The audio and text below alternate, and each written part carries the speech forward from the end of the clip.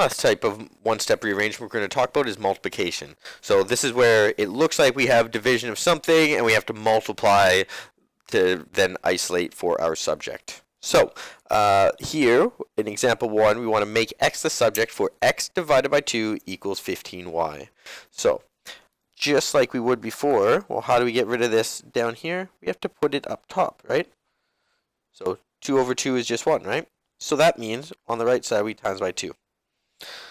We can bring it all together and simply write it as x equals, well, 15 times 2 is 30, and then y. Example 2, we want to make y the subject. So we want to have y equals at the end, right?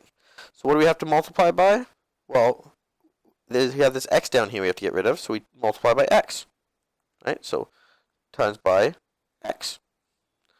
So here we times by x on the right. We're going to get y equals, well, x times x is x squared, and then that z that we haven't touched.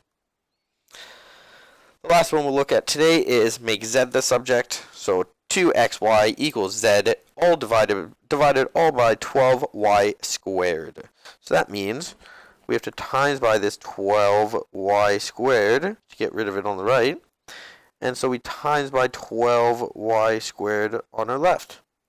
So here we're just going to multiply numbers by numbers and then use the law of indices to find what that y will do. So 12 times 2 is 24, then x, and then we have y times y squared, so that's y cubed.